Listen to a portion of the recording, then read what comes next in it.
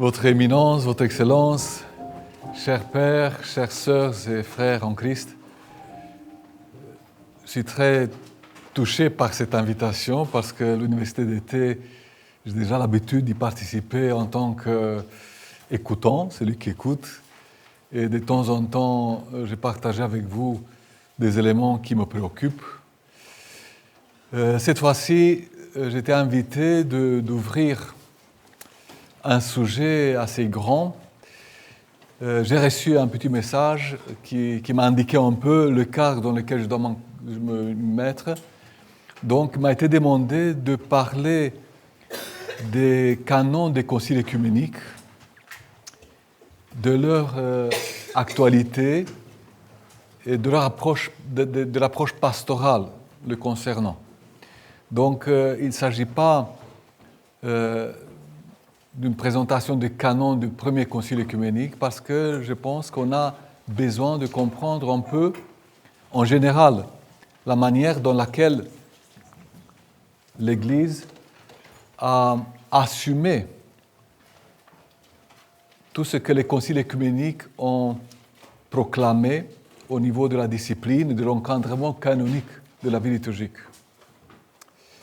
Je suis très content que cette conférence, cette présentation, suit celle d'hier d'après-midi, justement parce que on voit bien que les conciles œcuméniques touchent les aspects concernant la doctrine, l'ordre liturgique, mais aussi la discipline. Et tous les trois aspects sont liés à l'unité de l'Église. Et l'unicité de l'Église. On est en communion justement parce qu'on partage la même foi, on l'exprime dans des actions de prière, de culte et dans les aspects concrets de vie. Qu'on a vu hier, il y a une dogme non prononcée, le mystère éternel, qui existe, comme Monseigneur Joseph a dit hier.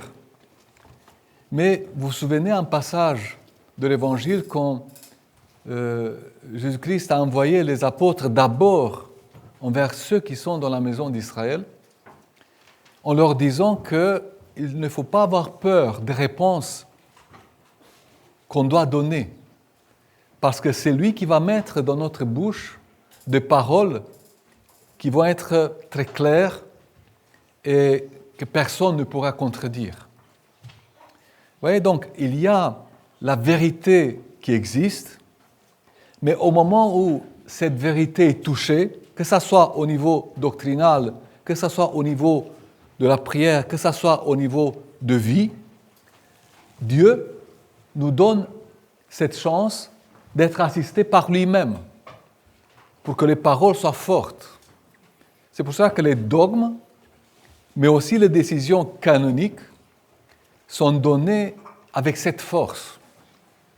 Et on a cette conscience que les conciles œcuméniques, on verra un peu qu'est-ce que ça veut dire le concile œcuménique, mais les conciles œcuméniques c'est l'autorité synodale de communion de l'Église où, ensemble, on assume ce que l'Église a dans sa conscience et on est capable ensemble de formuler, de donner explicitement, justement comme l'Évangile nous dit, pour que ça soit une parole forte qui ne pourrait pas être contredite par les ennemis de l'Église. C'est pour cela que l'Église ne convoque pas des conciles œcuméniques comme autorité absolue dans la vie de l'Église, juste pour imaginer ce qu'on pourrait avoir dans notre vie et pour faire un catalogue de toutes les bêtises du monde qu'on pourrait imaginer. Non.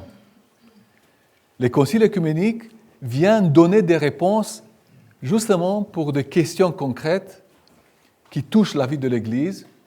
Et chaque fois que l'Église donne une réponse, ça veut dire que l'aspect qui a provoqué cette réponse a bouleversé la vie de l'Église. Donc, moi, je vais essayer d'apporter quelques éclaircissements, justement au niveau canonique, en complément à ce qui a été présenté hier au niveau doctrinal. Donc, d'abord, on va donner quelques éléments concernant les conciles œcuméniques pour comprendre la valeur des décisions canoniques des conciles œcuméniques. Et après, on va parler de l'actualité et approche pastorale dans l'Église. Donc, quand nous parlons des conciles œcuméniques, on utilise le mot concile ou synode. Dans la théologie développée surtout en Occident, on a préféré d'utiliser les conciles qui viennent du latin concilium.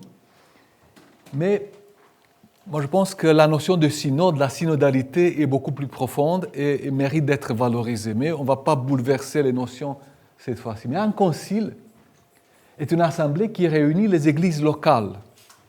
Ça, c'est très intéressant. Souvent, nous avons l'impression qu'un concile, c'est une assemblée qui réunit les évêques. Non. L'Église est inspirée de la vie de l'Empire romain, où une entité politique était représentée par sa tête. Donc, on verra plus tard que l'Église est inspirée de cette réalité de l'Empire romain, et la réunion des conciles est la réunion des églises représentées par les évêques et souvent aussi par des laïcs, afin de manifester la communion et la corresponsabilité en réglant les questions majeures des doctrines et des disciplines qui se présentent. On verra que l'Église a été vraiment troublée par le fait que les conciles étaient convoqués par les empereurs. Donc, les empereurs avaient une force de coercition, donc une force de pression, mettaient une pression sur l'Église, et souvent, ils imposaient des décisions. L'Église, dans sa sagesse, a créé une autre institution, celle de la réception. Donc, il ne suffit pas d'avoir un concile qui est convoqué, mais il faut que la conscience de l'Église assume ce concile. Donc, dans ce contexte, c'est important de voir un peu quels sont les critères nécessaires pour qu'on puisse parler d'un concile œcuménique. D'abord, une convocation canonique. Dans l'histoire de l'Église orthodoxe, cette convocation pour les 7 conciles œcuméniques était faite par l'empereur, mais on verra que c'était un accident de vie, tout ça. La représentativité, donc un nombre représentatif des églises locales, mais il faut savoir que pour aucun concile œcuménique, on n'a pas eu la totalité des églises locales. Il y avait certaines églises locales, mais c'est beau que là où il y a 2 ou 3 réunis au nom du Seigneur, 2 ou 3 églises, toute l'église est convoquée. J'étais pour un congrès à Volos, et après le congrès, on a été canoniste de plusieurs églises autocéphales. Et dans les diptyques, sans le patriarche, sans l'archevêque d'Athènes, l'évêque du lieu a commémoré tous les diptyques. Il nous a expliqué que c'est la tradition de Constantinople, que là où il y a une concélébration de clercs, non pas évêques seulement, les clercs de plusieurs églises autocéphales, on commémore les diptyques de toute l'église. Donc l'archevêque Dimitrios de Volos a commémoré tous les diptyques de l'église orthodoxe entière. C'était ça la conscience de l'église. Là où il y a 2 ou 3 églises ensemble, c'est toute l'église qui est présente. C'est ça la logique pour laquelle l'élection d'un évêque est faite par l'église entière, par un synode de 2 ou 3, et le jugement est fait par l'église tout entière, par un synode de 2 ou 3. Donc, c'est très important, la représentativité. Après, l'harmonie avec les conciles antérieurs, parce que si on croit que c'est l'Esprit Saint qui inspire les décisions conciliaires, il faut être cohérent, donc au moins l'Esprit Saint il est cohérent. Donc s'ils ne sont pas en harmonie avec les anciens conciles, là il y a un souci. Donc c'est pour cela que cette harmonie est très importante. Et après, les décisions d'un concile doivent être acceptées comme œcuméniques par le clergé et les fidèles, mais attention, non pas par un groupe de clergé et de fidèles, non pas par des groupements qui se mobilisent pour représenter la conscience de l'Église, la pléroma de l'Église, comme on a vu ces derniers temps, mais par le bon sens de l'Église, par cette conscience ecclésiale qui est manifestée. Donc, Si on a ces éléments, on peut parler d'un concile œcuménique. C'est très important cet aspect parce que souvent, il y a de la confusion. On pense que les conciles sont convoqués parce que quelqu'un a voulu les convoquer. Il a des objectifs qui sont fixés et qu'ils doivent être politiquement ou canoniquement corrects. Donc, celui qui a convoqué impose. Quelquefois, ça s'est passé comme ça, mais la conscience de l'Église n'a pas assumé les réunions respectives comme étant réunions du concile œcuménique. Il faut comprendre que les conciles œcuméniques n'ont jamais décidé quelque chose de nouveau. Donc, toujours les conciles œcuméniques ont fixé ce que l'Église a vécu. On ne trouve dans aucune décision synodale des éléments qui surprennent. Mais ce que l'Église a vécu. Donc, les conciles œcuméniques fixent ce que l'Église vit de manière authentique, donnent une formulation, justement comme dans l'Évangile, ce que l'Église vit. Quand elle est mise devant des ennemis ou des gens qui la contestent, Dieu leur donne aux pères conciliaires cette force de formuler des aspects concrets, dans des mots, dans des expressions qui sont claires et qui répondent à des besoins concrets de l'Église. Donc, cette conscience de l'Église, cette conscience ecclésiale s'exprime dans les conciles œcuméniques. On voit bien ici l'image du premier concile œcuménique de Nicée.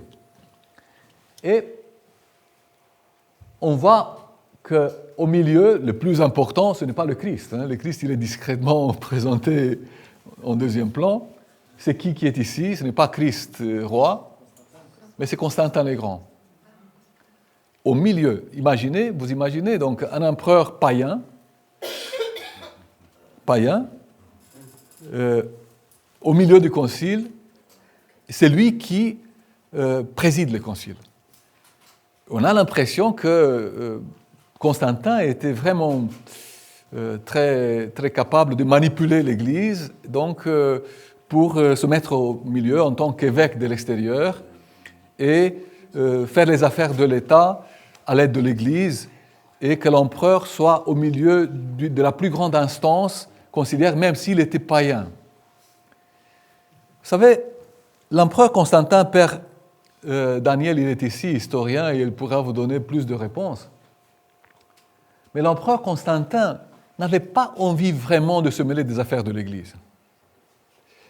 La dispute donatiste, qui était au début du IVe siècle, a bouleversé l'Empire romain. Et l'empereur Constantin est même fâché. Il écrit une lettre à l'évêque de Rome, Miltiade, en lui disant « Mais pourquoi vous n'arrivez pas à faire la paix dans l'Église ?» Et il est choqué que l'Église qui... Donc, dans les lettres de Constantin, on voit des lettres adressées à des évêques qui étaient mutilés, qui étaient victimes de persécutions, des gens qui ont vraiment combattu le paganisme, mais quand il s'agit de querelles intérieures, ils sont impuissants.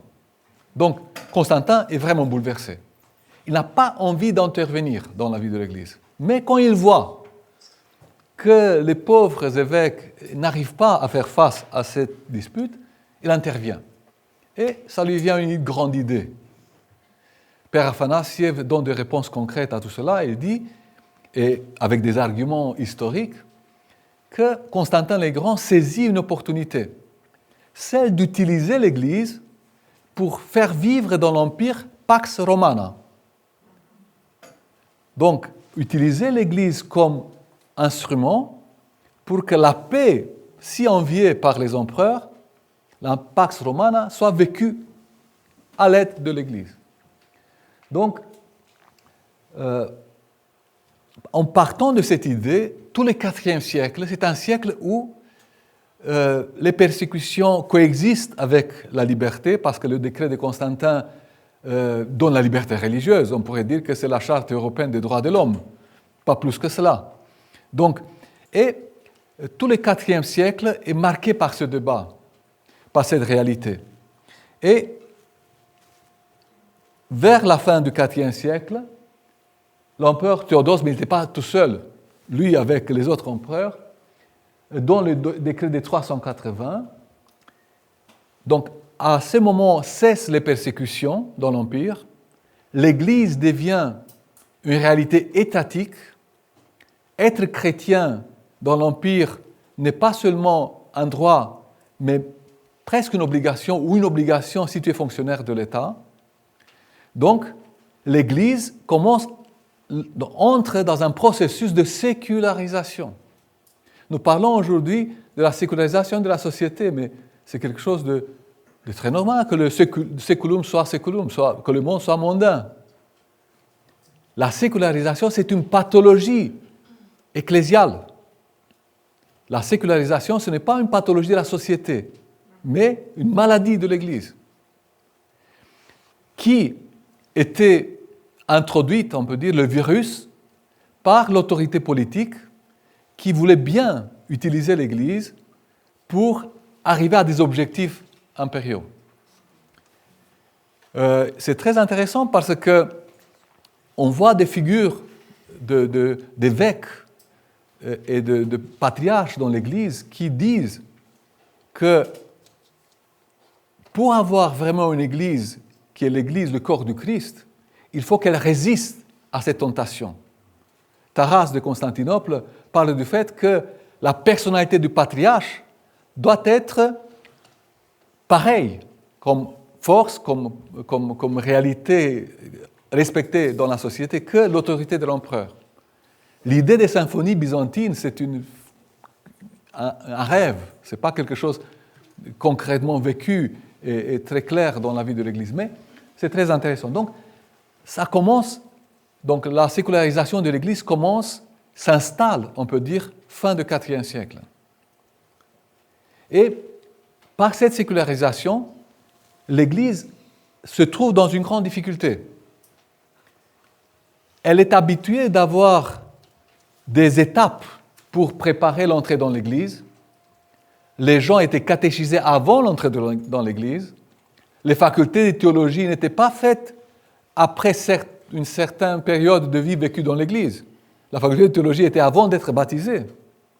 La préparation pour le baptême, qui était la faculté de théologie, les 3 ans de bachelier en théologie.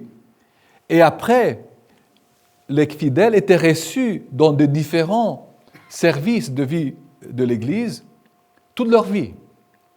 On a des catalogues de listes de clercs dans l'Église.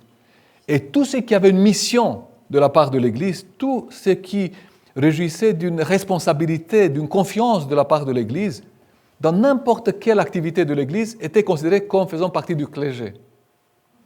Seulement au concile in Trullo, on a les clergés, les grands clergés, diacres, prêtres, évêques, et les autres. Avant, tout ce qui avait la toute petite responsabilité était membre de la liste du clergé. Donc, mais l'Église commence à regarder cette réalité. L'État introduit l'Église dans ses structures. C'est comme si l'empereur voit le navire de l'Église, il essaie de le tirer avec des ficelles vers lui, et ceux qui étaient pratiquants essaient de s'accrocher au ciel avec l'Esprit Saint, donc pour résister à tout cela. Père Daniel Benga, dans une des conférences, dit qu'en effet, les mouvements religieux, monastiques ou de résistance, après les persécutions, c'était quelque chose de naturel, mais qui après devient le monde monastique. Mais des gens qui vivaient dans la communauté très conscients de leur appartenance au ciel et que leur citoyenneté n'est pas de ce monde, était très important. Donc ce mouvement, ces gens étaient vraiment le fidèle authentique, qui vivait d'une manière authentique la foi chrétienne. Donc l'Église a cherché de résister à tout cela par ce qu'on appelait plus tard discipline arcana, donc ne pas trop parler des choses que les autres qui ne sont pas très pratiquants ne comprennent pas. Donc garder le mystère des sacrements, du baptême, de la liturgie. Après, ne pas laisser regarder le mystère ceux qui ne communient pas. Au début, l'iconostase était une barrière toute petite dans l'Église pour marquer le sanctuaire qui était important. Mais après, une fois que les fidèles dans l'Église étaient fonctionnaires, militaires, tout le monde qui venait à l'Église, comme aujourd'hui, donc sans être vraiment catéchisés, on ne pouvait pas les sortir, parce que vous imaginez sortir de l'Église un homme politique, en disant tu n'es pas digne de communier, tu dois rester à l'extérieur. C'était la tradition de l'Église. Mais on le laissait dans l'Église, mais on cachait d'eux. Et l'autel, même avec des rideaux, pas seulement avec les icônes, on cachait les prières, on disait les prières à voix basse. Il y a une nouvelle de l'empereur Justinien, la nouvelle 137, où il essaye de réintroduire les prières à haute voix, mais il n'arrive pas. Justement parce que les fonctionnaires voulaient qu'ils entendent aussi. Ils sentaient qu'il y a quelque chose contre eux, ce qui n'était pas vraiment pratiquant. Après la salutation liturgique, le Christ parmi nous reste pour ceux qui sont dans l'autel. Et la confession passe du fait qu'il s'agissait d'une réconciliation avec l'Église vers un aspect des conseils spirituels. La confession déplace le centre de poids de cette réconciliation vers les conseils spirituels. Donc l'Église utilise le contexte historique justement pour souligner et les aspects mystagoggiques et les aspects mystériques de la vie de l'Église, donner force aux sacrements qu'elle vivait sans les dénombrer. Donc, sont des aspects de résistance pour la vie de l'Église. Donc, toutes les décisions des conciles œcuméniques sont des décisions et au niveau doctrinal et au niveau canonique, justement pour répondre à des questions concrètes et en harmonie avec la conscience de l'Église. Mais cette conscience de l'Église ne peut pas être hier une conscience et aujourd'hui une autre conscience parce que c'est la conscience du Christ. Avoir la conscience ecclésiale, c'est avoir la pensée du Christ. Avoir cette rencontre avec la communion trinitaire. Donc, elle doit être immuable. Donc, si elle n'est pas immuable, ce n'est pas la conscience de l'Église.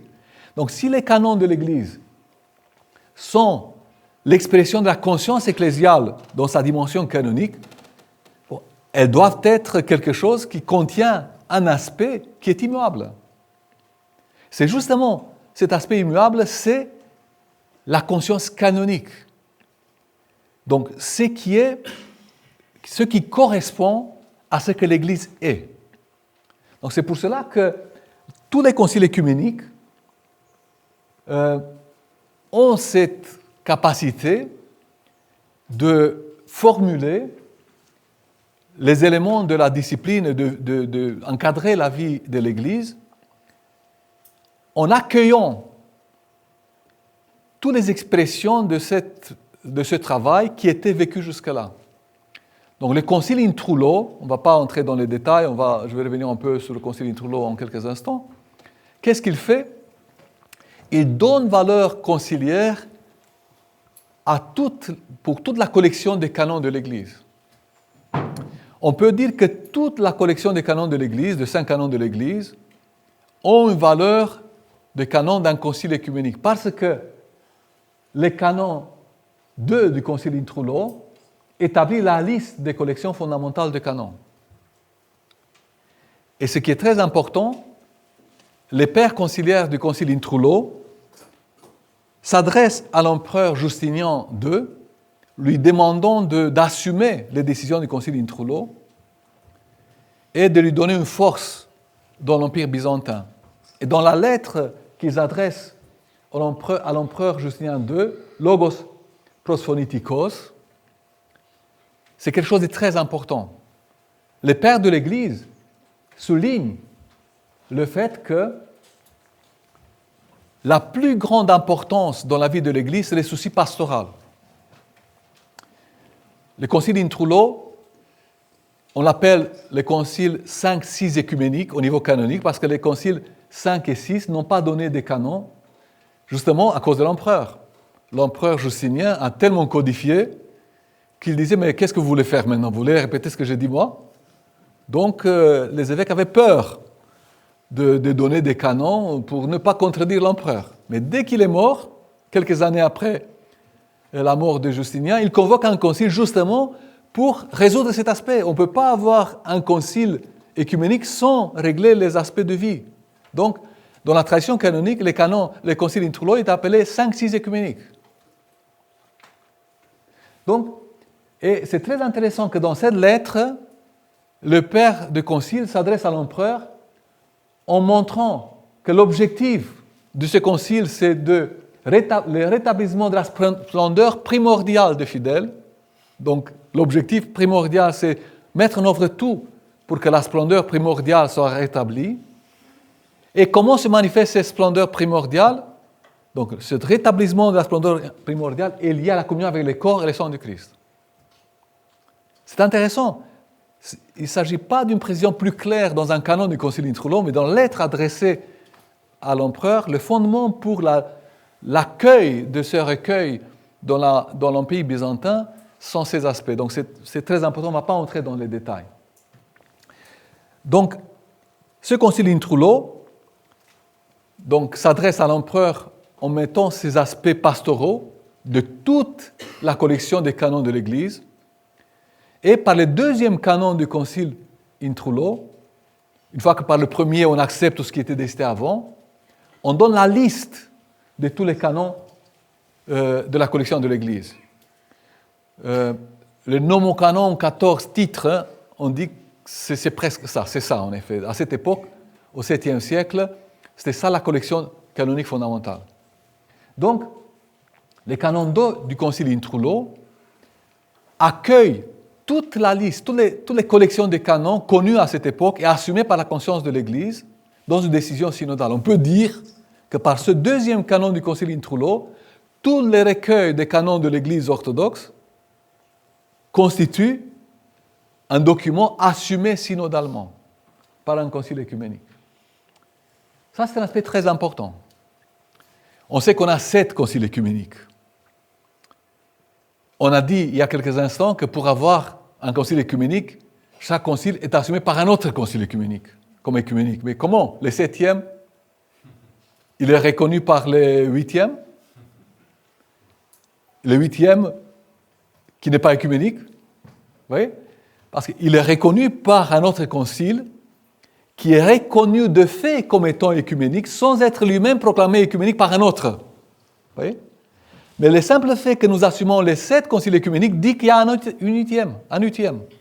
Sinon, on ne pourrait pas parler du 7e. Donc ça, c'est très important. Le canon 7 du premier concile œcuménique est très important. Le premier canon nous donne un éclaircissement sur la valeur des canons de l'Église. Il dit que pour ceux qui ont obtenu la dignité sacerdotale, l'observance des directives des ordonnances canoniques tient place de témoignage de bonne conduite et d'exploit. Donc les canons de l'Église ne sont pas autre chose que des témoignages d'une expérience de vie de l'Église. Témoignages de bonne conduite et d'exploit. Et nous le recevons. Et les canons vont plus loin, et ceux qui n'acceptent pas cela, qu'ils soient anathèmes. Mais qu'est-ce que ça veut dire anathème? On est quelquefois effrayé parce que les fondamentalistes de l'Église parlent des anathèmes, ils jettent l'anathème sur n'importe qui. Anathème, ça veut dire on ne discute plus ensemble. Anathema, ça veut dire on n'a plus à discuter ensemble. Donc, et là, on verra un peu plus loin que Basile de Césarée dit que hérésies sont seulement ceux qui sont sous l'anathème. Tant qu'on est en dialogue, tant qu'on essaye d'arriver à un consensus, il ne s'agit pas d'une hérésie au sens canonique. Parce qu'il y a une hérésie comme profession de foi, mais on attend que celui corrige son attitude. Et seulement au moment où on a proclamé qu'il est tellement têtu, il ne veut plus entendre parler avec nous, il ne veut plus parler avec nous, à ce moment-là, on dit anathema, on n'a plus à discuter. Donc, à partir de ce moment, il s'agit d'une hérésie. Donc, si on ne reçoit pas les canons de l'Église comme étant témoignage de bonne conduite et d'exploit, anathema. Un peu dur. Si vous croyez que les canons des Églises ne sont pas actuels, on n'a pas quoi discuter, donc je dois arrêter ma conférence ici. dans le sens strict du terme anathema, non pas celui donné par les fondamentalistes. Donc, je dois arrêter ma conférence ici. Mais si on croit dans l'Église, on peut continuer. Donc, ce 7e canon du Concile œcuménique nous donne un peu la dimension pastorale et la valeur d'actualité des canons de l'Église. Pourquoi? Parce que vous voyez, l'Église, aujourd'hui, on fête Osios de Cordoue. C'est sa fête aujourd'hui. Donc, oui, donc c'est quelque chose d'intéressant. Je ne savais pas pourquoi la conférence a été mise aujourd'hui. C'est très important parce qu'il y a un processus de réception, de canonisation des expériences pastorales. Une personne avec autorité ecclésiale, avec bon sens, bonne conscience, trouve une solution. Mais il ne veut pas que cette solution soit la sienne. Il la met devant l'Église. Et après, l'Église dit, si la conscience de l'Église est en cohérence avec cette attitude, il dit oui, c'est pas mal.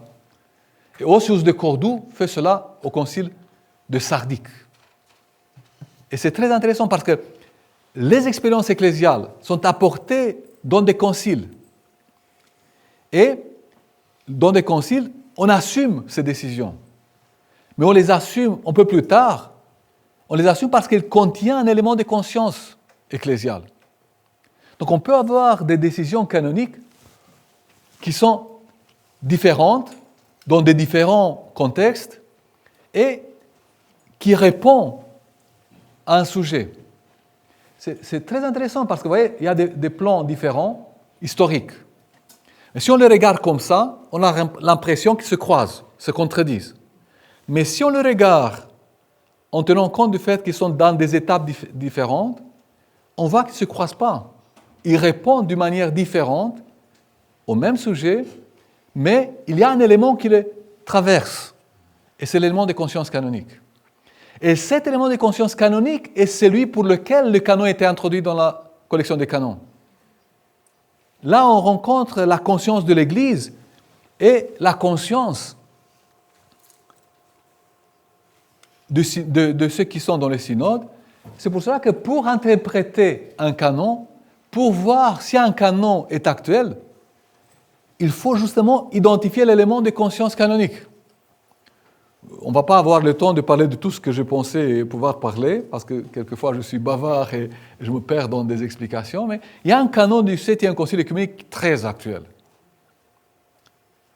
Le 8e canon, qui parle du fait que, à cette époque, il y avait des Juifs qui voulaient avoir le baptême pour être comme les autres, donc pour ne pas être marginalisés ou mettre à l'écart. Et ils baptisaient leurs enfants, mais ils ne vivaient pas vraiment la foi chrétienne. Et le 8e canon du 7e Concile œcuménique dit « Stop ! On ne baptise plus ceux qui ne vivent pas la foi. On ne les baptise plus, ni eux, ni leurs enfants. » Est-ce que c'est un canon d'actualité? Mais non. Mais oui. Parce qu'on pense que tout celui qui vient à l'Église doit être baptisé. Comment ne pas le baptiser? Comment ne pas lui donner la chance du salut? Non, non, non.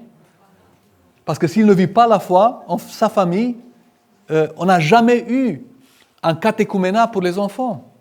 Les adultes étaient catéchumènes, et parce que les parents étaient catéchumènes, ils vivaient la foi, on considérait que les enfants sont dans de bonnes mains, et on les baptisait, et après on suivait la catéchèse après, mais tard. Vous voyez? Donc, l'élément de conscience, ce n'est pas qu'il est juif, qu'il n'est pas juif. Et maintenant, certains disent, oui, le canon 8, il pose des problèmes parce qu'il est contre les juifs, il est antisémite. Et... Non, pas du tout. C'est une réalité de l'époque qui parle des gens qui ne vivent pas ce qu'ils disent. Vous voyez? Bon, on ne va pas entrer dans les détails. Mais il y a plusieurs canons qui vont comme ça. Donc, si on veut voir si un canon est actuel, mais plein de canons. Par exemple, quand on parle des esclaves dans l'Église, on n'a plus des esclaves dans l'Église aujourd'hui, mais il y a plein de gens qui ne sont plus libres. Donc, si ton travail t'interdit d'avoir la liberté, tu ne peux pas être prêtre. Même si tu n'es pas esclave, tu es un esclave contemporain. Donc, il y a l'esclavage de notre nature. Vous voyez, plein de canons qui parlent de ça. On ne va pas entrer dans les détails, mais vous voyez, les canons des conciles œcuméniques ont tous des décisions qui touchent les aspects pastoraux. Tous. Le premier concile œcuménique, bon, j'ai mis 4 catégories, je ne vais pas entrer dans les détails, mais tous sont d'actualité. Renforcer l'unité de l'Église. Maintenant, c'est vraiment d'actualité. On a manipulé la communion ecclésiale et la commémoration et les diptyques, justement pour souligner la division, non pas pour l'unité. Les diptyques, c'est pour l'unité. Si quelqu'un n'est pas dans les diptyques, il ne peut pas être convoqué à un concile œcuménique. Donc, on ne peut pas arrêter la communion pour mettre la pression pour faire l'unité. Non. On est en communion et en souffrance, on ne concélèbre pas, parce qu'on est en querelle, d'abord on doit se réconcilier, après concélébrer, mais on commémore, on prie l'un pour l'autre. Au Concile de Lyon, par exemple, avant la convocation du Concile de Lyon, on a rétabli la commémoration. Avant le Concile de Lyon, justement, on ne peut pas convoquer en synode quelqu'un qui n'est pas avec nous en communion. Donc, plein de choses. Concernant la structure ecclésiale, ces canons qu'on a indiqués ici, il a insisté de clarifier la relation de l'Église orthodoxe avec l'apostasie, la rupture des communions, l'achisme et l'hérésie. Donc, ces canons du premier concile œcuménique, repris par les canons du deuxième, le canon du concile d'Intrullo. On ne va pas entrer dans les détails parce qu'on va voir que plus tard, les éléments qui sont ici annoncés sont présents. La nécessité d'une intégration cohérente des pratiques pénitentielles. La pénitence est quelque chose qui est au service de la communion. La pénitence n'est pas une punition. C'est celui qui se repentait, il faisait la pénitence. Le concile d'Ancire de Laodicée parle de pénitence d'une trentaine d'années et pour toute la vie, communier à la fin de la vie. Mais l'Église dit, Basile de Césarée, qui est réputé comme étant très rigide et très raide concernant ses épithémies, dit, oui, 7 ans suffisent. Donc, les canons de Laodicée disent, celui qui tue volontiers doit recevoir la communion sur le lit de mort. Basile de Césarée, ça suffit 20 ans. Donc, celui qui est adultère 20 ans, Basile de Césarée dit 7 ans, ça suffit. Vous voyez ? Donc, Basile de Césarée essaye de faire comprendre qu'on assume, on peut, concernant les possibilités de chacun de réintégrer l'Église. Et la pénitence, on la fait tant qu'on peut. Si on ne peut plus faire la pénitence, c'est l'amour de Dieu. Donc c'est pour cela que si les gens ne peuvent plus suivre le temps de pénitence qui était recommandé, ils sont en danger de mort, on leur donne la communion. On n'a pas peur de donner la communion à quelqu'un indigne. Il n'est pas plus digne qu'il est sur le lit de mort. Donc il lui donne la communion, mais s'il est rétabli dans la santé, il continue sa pénitence. Donc ça c'est le principe. Bon, donc, après, la bonne réputation du clergé et le lien entre leur ministère et une conduite irréprochable. Dans les canons du premier concile œcuménique touchent ce thème. Je l'ai forcé un peu pour entrer dans quelques cadres. On peut élargir peut-être encore de 5 ou 6 si on veut être plus précis. Après, le deuxième concile œcuménique. Canon 2, sollicitude pastorale pour les autres peuples, à part le grec. Vous voyez, à part ceux qui sont dans l'Empire byzantin.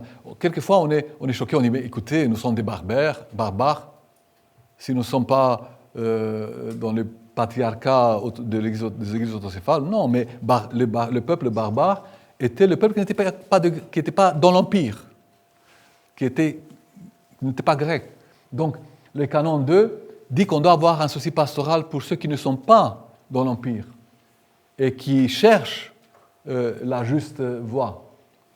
Après, on revient avec la bonne réputation des pasteurs. Là, c'est concernant le jugement des prêtres et des évêques. On ne laisse pas les hérétiques ou les gens qui ne font pas partie de l'Église nous juger et parler n'importe quoi sur nous. On ne prend pas en considération leurs accusations s'il s'agit de l'Église. Mais s'il s'agit des mœurs ou d'une attitude personnelle, là, on écoute tout le monde parce que les canons disent que la réputation pour les autres, ceux qui sont dehors de l'Église, doit être plus importante que pour ceux qui sont dans l'Église, parce que les témoignages En dehors, il est beaucoup plus important. Donc, et après, à nouveau, l'accueil des convertis, ceux qui sont baptisés dans d'autres confessions, les convertis, comment ils sont accueillis dans l'Église. C'est très important, ça revient, et c'est un aspect très important pour les jours d'aujourd'hui.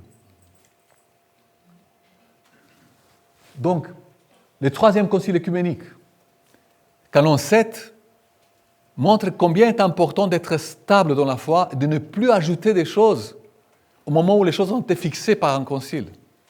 Ne pas jouer avec les mots. Et ce Canon 7 du troisième concile œcuménique était pour Marc d'Éphèse un argument pour supplier le pape de ne pas intégrer un ajout dans le credo. C'est très intéressant, j'ai la lettre de Marc d'Éphèse qui supplie le pape de ne pas ajouter quelque chose au credo.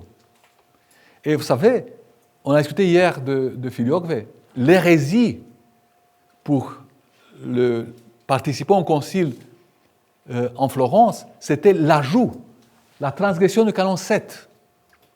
Parce que là, au concile de Florence, l'Église catholique a dit, mais il n'y a pas deux sources dans la Trinité. Il n'y a pas de source, il y a une seule source, le Père. On ne parle pas de deux sources dans la Trinité. Ce qui est cohérent avec les témoignages de Cyril d'Alexandrie. Il dit, mais pourquoi vous refusez cela? Et Marc d'Éphèse dit pour cela. Et il parle du fait qu'il fait un parallèle entre cet ajout et le fait que l'apôtre Paul disait que si quelqu'un est scandalisé parce que je mange de viande, je mange jamais de viande. Donc il dit cela, il dit, mais si nous sommes scandalisés par cela, mais ne l'ajoutez pas. Donc c'est quelque chose de très important. Donc l'immobilité de la foi, c'est très important. Et après le 8e canon de l'Église, c'est très important parce qu'on donne l'autonomie aux églises locales, évêchés et métropoles. Et on dit, on doit avoir cette autorité au niveau local. On ne doit pas multiplier les responsabilités au niveau d'un système ecclésial qui est lointain. Non, la réalité se joue sur place. Le canon 8 est très important, c'est l'argument pour l'autocéphalie de toute métropole. De toute métropole qui ne se trouve pas dans un empire. Parce que là où il y a un empire, on ne peut pas mettre en contradiction les métropoles avec les empereurs. Donc, et les canons 8, avec les 28 du 4e concile œcuménique, disent, bon, si il y a un empire, pour ne pas se fâcher avec le patriarche de Constantinople ou avec l'empereur, on élit nous, le métropolitain, ici sur place, mais on invite le patriarche pour l'ordonner. On l'invite pour l'ordonner. Ou s'il a quelque chose à dire, il nous le dit. Mais c'est à nous de le choisir. Et lui, il vient nous bénir, c'est bien, il apporte quelques dons de la part de l'empereur, tant mieux. Donc, le canon 8, c'est très important pour aujourd'hui, pour l'Église d'Ukraine. Donc, avoir une Église autocéphale en Ukraine, c'est tout à fait naturel. Pourquoi obliger des évêques d'Ukraine qu'ils soient jugés comme étant complices avec un autre empire, avec une autre autorité? Ils doivent s'organiser, mais à condition qu'il y ait la paix sur place, qu'ils sont capables eux-mêmes de gérer ça, non pas d'imposer ça d'une autre autorité et remplacer une autorité avec une autre autorité. Donc la non-canonicité, c'est là. Donc, 4e concile œcuménique, là, les choses commencent à se compliquer. Parce que déjà, le mouvement monastique a une certaine force et le 4e concile œcuménique, vous voyez, a ici plusieurs éléments d'actualité qui se trouvent là et qui sont actuels aujourd'hui. Bon, le monachisme développe des centres de pression sur l'Église. Des gens qui disaient, c'est nous que vous avez vendu l'Église à l'empereur. Les évêques ont trahi l'Église, Il n'y a plus d'évêques qui soient dans la foi. Nous résistons à cet abus des évêques. Donc, et le concile dit, bon, venez chez nous. Et on intègre tous les monastères dans les diocèses. Après, vous voyez, canon 6 parle du fait que l'ordination ne peut pas être administrative. On ne peut pas ordonner prêtre honorifique pour l'utiliser dans l'administration. Il est pasteur, point à la ligne. S'il n'est pas pasteur d'une communauté, il ne peut pas être prêtre. Il est pasteur d'une communauté, il est à la tête de cette communauté, il porte cette communauté dans l'autel. S'il n'est pas à la tête d'une communauté, il ne peut pas être prêtre. Donc, deuxième prêtre dans une paroisse, problématique. Comme le 8e canon du premier concile œcuménique qui dit on ne peut pas avoir 2 pasteurs pour la même église. Mais un peut être le maître, le deuxième, le disciple de premier, mais il ne faut pas qu'il soit en contradiction. Quelquefois, on voit, il y a des blagues en Roumanie, je ne veux pas dire la blague pour ne pas influencer ceux qui ne la connaissent pas. Mais là où il y a 2 prêtres, protos, c'est le Christ, normalement. Toujours, c'est le Christ qui préside. Mais il faut qu'il y ait une cohérence d'œuvre pastorale, une cohérence d'unité, de l'unité. Bon, après, mariage mixte, le canon 14, il est très actuel. Il dit qu'on ne peut pas recevoir en mariage quelqu'un qui ne s'intéresse pas à l'Église orthodoxe. On dit que s'il est ouvert pour avancer vers l'Église, on peut l'accueillir dans le mariage sans l'obliger d'être baptisé formellement. Il parle des païens ou des hérétiques. C'est très important parce que nous avons une mauvaise compréhension du mariage mixte. Nous pensons que célébrer un mariage mixte, c'est donner une faveur à celui qui n'est pas orthodoxe. Non. C'est s'ouvrir vers celui qui n'est pas orthodoxe en vue de son accueil qui se manifestera plus tard. Et, entre-temps, ne pas les considérer en concubinage. Donc, donner à celui qui est orthodoxe la chance de communier pleinement avec l'Église. C'est ça le mariage mixte. Après, la relation des chrétiens avec l'ascèse, très important. Le synode des gardiens du bon ordre de l'Église, le canon 19. Le canon 19 dit, c'est parce qu'on n'a plus de synode, on réunit rarement des synodes, les problèmes se multiplient. Donc justement parce qu'on ne discute pas, on évite d'avoir des organismes d'autorité qui puissent clarifier les choses, les problèmes se multiplient. Le respect de la liberté des femmes dans le mariage, c'est très important, le canon 27, qui parle du fait qu'on ne peut pas prendre une femme par force comme épouse. Donc il faut qu'il y ait une liberté, même si à l'époque c'est les familles qui arrangeaient les mariages. Mais quand même, c'est un aspect important pour l'époque. Et après, à nouveau, la sollicitude pastorale pour les divers peuples. Donc, pour chaque chapitre, une conférence. Concile in Trullo, 5-6 écuméniques. Il est un concile juste pour systématiser la tradition canonique de l'Église. Là, vous voyez, la liste. Bon, donc j'ai marqué un peu dans une cloche différente pour voir des différents aspects. Tous ces aspects sont très intéressants. Tout est très intéressant. Mais ce qui est important, ici, le canon 53 in Trullo parle des empêchements au mariage, mais aussi du fait que la parenté spirituelle est plus grande que la parenté de sang. Mais quelquefois, nous avons perdu cette conscience. Les parrains dans un baptême sont des gens qui sont bons pour les photos, donner des subventions pour les familles, je ne sais pas, aider pour l'organisation, des amis. Mais non. Et souvent, des frères deviennent parrains. Et il y a même des attitudes incompréhensibles des gens qui justifient tout cela par des coutumes, par une tradition. Mais justement, où on croit que c'est un sacrement et qu'il y a une parenté spirituelle, on ne croit pas. Si on ne croit pas, on ne peut pas être marié, on ne peut pas être baptisé. Donc, vous voyez, donc ce sont des aspects très intéressants. Interdiction de chercher et connaître l'avenir, les horoscopes. Et toute la tentation de connaître l'avenir, tout cela, c'est incompatible avec la vie de l'Église. Il y a des dommages qui sont faits dans nos communautés terribles, à cause du fait qu'on n'est pas attentif à des choses comme ça. Je ne veux pas entrer dans les détails parce qu'il y a pour chacune des explications à donner, mais les canons sont in Trullo. Très important. La prostitution et les images pornographiques ou les images indécentes. C'est une maladie qui détruit la société d'aujourd'hui, la hypersexualisation. Et les canons sont pour qu'on ne l'oublie pas. Les canons sont concile in Trullo.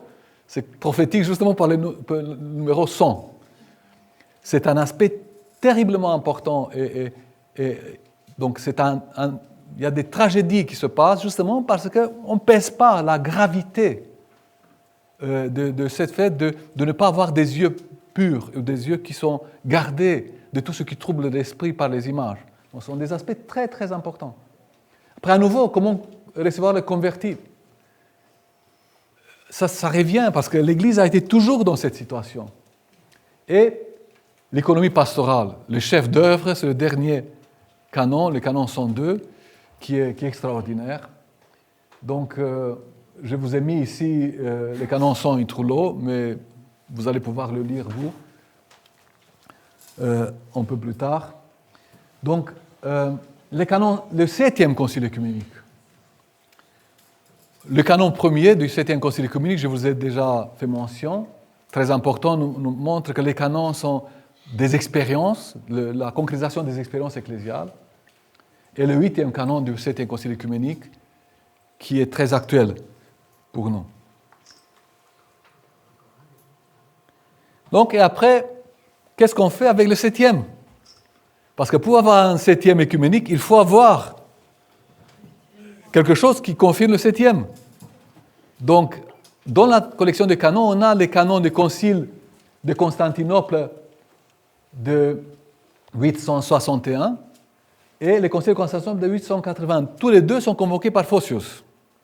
Un au moment de la dispute concernant son élection et le conflit avec Rome, et le deuxième après la conciliation avec Rome. Celui de 880 reconnaît le 7e concile œcuménique. Bon, Père Benga pourrait nous dire plus, mais je pense que les deux ensemble font partie d'une expression conciliaire qui assume les 7 conciles œcuméniques. C'est pour ça que dans la collection des canons, on a les canons de ces deux conciles qui sont très très importants parce qu'ils parlent des aspects qui touchent la vie de l'Église. À nouveau, la vie monastique. Après l'iconoclasme, le monachisme a été très respecté, mais quelquefois il y avait des abus. Et la vie monastique est encadrée par le premier 7 canons. Après, l'agressivité sur soi-même et sur l'autre, la mutilation du corps, de son propre corps, ou l'agressivité concernant les autres personnes. Et après, les canons 13, 14 et 15, qui sont très importants justement pour ceux qui ne comprennent pas le lien entre nous, prêtres, évêques, métropolites et patriarches. On ne peut pas rompre la communion avec notre évêque, l'évêque avec les métropolitains avec les patriarches avec les autres patriarches, sans un jugement dans un synode. On ne peut pas ne pas commémorer un patriarche, un métropolite ou un évêque, parce que moi, le prêtre, moi, l'évêque, je sais quelle est la vérité, et tous les autres sont bêtes. Non, s'il y a un jugement synodal, seulement après le jugement synodal qu'on peut rompre la communion. Donc c'est les canons 13, 14 et 15.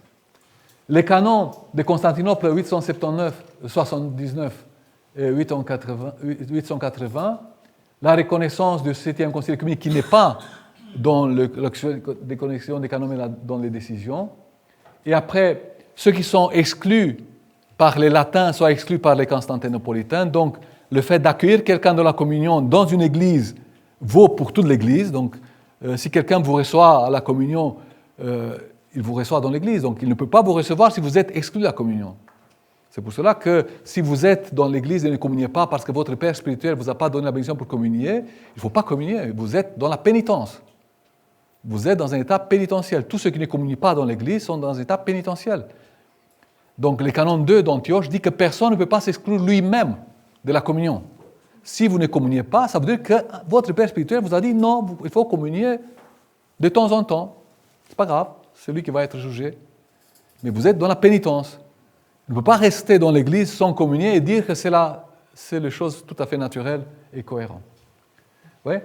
Donc, les rapports entre le monachisme et l'épiscopat, là, il y a un aspect très intéressant, en disant qu'une fois qu'un moine est élu évêque, ou quelqu'un est élu évêque, il faut qu'il reste évêque. Il ne faut pas qu'il rêve de sa vie monastique antérieure, qu'il reste évêque. Et s'il ne veut plus rester évêque, qu'il soit déposé. Donc s'il veut être moine, pas de souci, on peut accepter cela, mais qu'il soit déposé. C'est dur, ça. la protection des évêques face au risque d'abus d'autorité de la part de dignitaires de l'État. Donc ce sont des aspects importants qui touchent ces choses. Je ne vais pas continuer plus longtemps parce qu'on peut discuter, mais tout ce qui se trouve dans les canons de l'Église, c'est l'économie de l'Église. L'économie a comme principe théologique qui est l'œuvre de Dieu dans le monde, est transposée dans la vie de l'Église. Malheureusement, on a manipulé cette notion.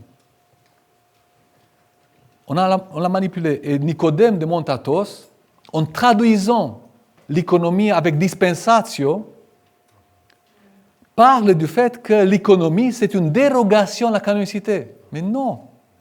L'économie est ecclésiale. L'économie, c'est la flexibilité. L'économie, montre qu'aucune personne n'est pas d'une moindre importance que la loi. Donc la loi n'est pas faite pour avoir des institutions, pour le salut des gens. Mais l'économie encadre la vie de l'Église dans des limites d'ecclésialité. Donc on a l'acribia, qui est l'exactitude, l'exactité. L'acribia n'est pas économia. L'acribia, c'est exactement ce que les canons disent. Et après, on a à gauche, à la droite, comme on voit maintenant, mais à gauche de la balance, on a la sévérité, quelque chose plus raide que la loi dit, et de l'autre côté, la philanthropie. Et l'Église, l'acribia, est au milieu, et on cherche l'équilibre. Quelquefois, on peut avoir l'indulgence. Il y a un contexte vraiment important pour la paix de l'Église, pour la doctrine de l'Église. Mais cette indulgence ne l'exprime pas le prêtre, mais l'Église par l'évêque, parce que c'est une économie ecclésiale. L'évêque représente l'Église tout entière dans son Église. Et quand il va au synode, il porte avec lui l'Église tout entière. Quand il retourne de l'Église, il apporte l'Église tout entière dans son diocèse. Donc, et c'est lui qui est l'image de l'Église, et l'économie va être gérée avec son accord. Tout mariage mixte, tout deuxième mariage, toute situation exceptionnelle dans l'Église est décidée sur la recommandation du prêtre. C'est 80% recommandation du prêtre et 20% décision de l'évêque qui dit oui, mais ça peut avoir des conséquences plus graves que tu penses.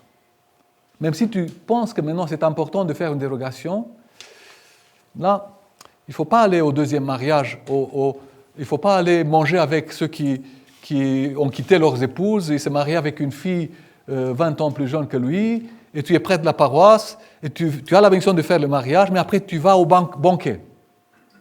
Non, il ne faut pas aller au banquet. Il faut pas, parce que si tu vas au banquet, ça veut dire que tu valides. C'est une chose d'accepter, ils vivent, ils ont des enfants, on assume, bon, il faut qu'ils comprennent sur l'exception, mais tu ne dois pas aller au banquet. Oui?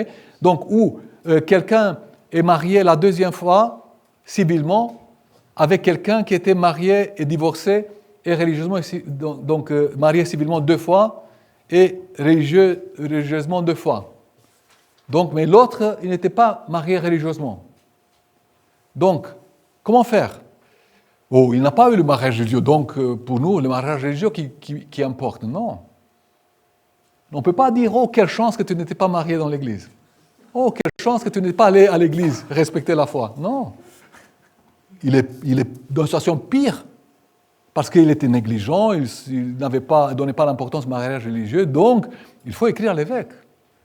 L'évêque dit, mais les pauvres étaient ignorants, ne faites pas le deuxième mariage avec toutes les prières qui sont vraiment très difficiles à digérer, parce qu'elles sont très très dures. Bon, faites le premier, mais introduisez la plus légère des prières de pénitence, pour montrer quand même ça. Ouais, mais l'évêque sent comment, dans la communauté, dans les paroisses, comment ça peut jouer d'une manière pédagogique. Donc, tous les canons de l'Église sont interprétés justement dans cet esprit d'économie, de l'amour de Dieu pour les gens. Je vais finir, j'ai encore de slides, mais je dois finir. Je l'ai dit plusieurs fois, pendant toutes les conférences que je dis en français, mon grand-père disait qu'une chose est retenue seulement si on l'a répétée 10 fois. Donc j'ai encore 3 conférences à tenir avant que j'ai dit. La première conférence était en 2003, en 2003 à Limours sur cet aspect, mais non. Donc, j'ai encore 3 conférences à présenter. Dans toutes ces conférences, j'ai dit que les canons de l'Église, c'est la foi qui agit dans l'amour pour bâtir l'homme nouveau. C'est ça, tous les canons, c'est la foi qui agit dans l'amour pour bâtir l'homme nouveau, comme disait le concile Trullo, la splendeur initiale. Donc, tout ce qu'on trouve dans les canons de l'Église sont une manière de dire cela. Si ce n'est pas la foi agissant dans l'amour, ce n'est pas canonique. Merci.